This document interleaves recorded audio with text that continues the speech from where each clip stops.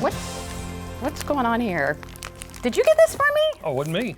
You got one too. I got one too. Yeah. Wow. Should we go ahead and open it? I don't see why not. Nobody said we couldn't. No. Open up together because it looks like it's the same thing. My wrapping's better than yours. I tend to disagree with you a lot. Oh my! Oh my goodness! Well, looky here. We have a new book here from our friend Jim Duffy, Secrets of the Eastern Shore, and it's called Ordinary Heroes of Old Delmarva. And look, he came along with the gifts. I apologize for the wrapping. I am not a professional rapper. No, it was perfect. Thank you. Mine's prettier though. Thank you. It's true. I did give her the pretty. Yeah, he agrees. Wow, this is neat. Wow, so I didn't even know that you were coming up with the book, Ordinary Heroes of Old Delmarva. What's with this title here? So the title, did you ever get something in life that, feels real important to you, right? And you think about it, and you think about it, and you think about it, and you get like so turned around that you just can't figure out what to do. So I had like 4 or 5 titles, and I'm just racking my brain, and I can't figure out what to do. I can't figure out what to do. And then I go and I do one of my storytelling shows in Quantico, Virginia, at Quantico, Maryland, at the Episcopal Church there.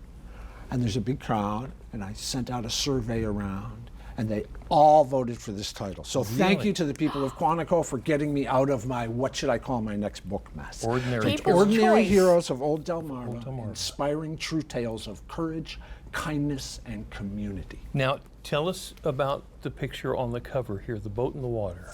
So the boat in the water is actually just a mail boat pulling into Hog Island, Virginia. Back in the day, it's in the collection of the Barrier Island Center there. Yeah. And we were just looking for a picture that said everything, kind of like the whole Eastern Shore, kind of like piled into one thing. It has the waterway, it has the guy on the top of the boat, right. It has the houses on the sign and everything like that. So it just said Eastern Shore.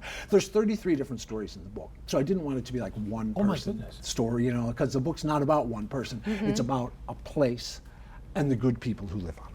Okay, so now, no, you go right give ahead. us an elevator pitch. Everywhere we go on the Delmarva Peninsula, we walk in the footsteps of days gone by.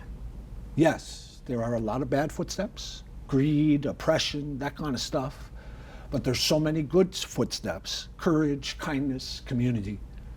This book is about the good footsteps. And it's about something else. It's about how those good footsteps don't just point backwards in time, they point forward too.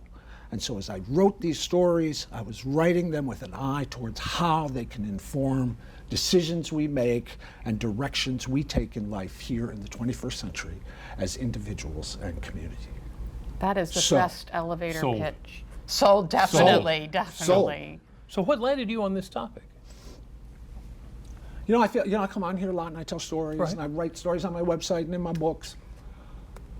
And I tell a story and I move on. Right? As far as the audience thinks. I tell a story and I move on, then I tell another story, then I tell another story.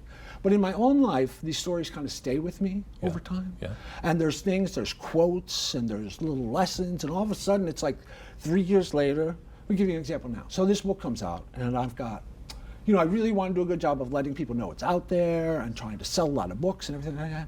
And at the same time, I have this family situation going on that's kind of eating a lot of my time that I need to pay attention to.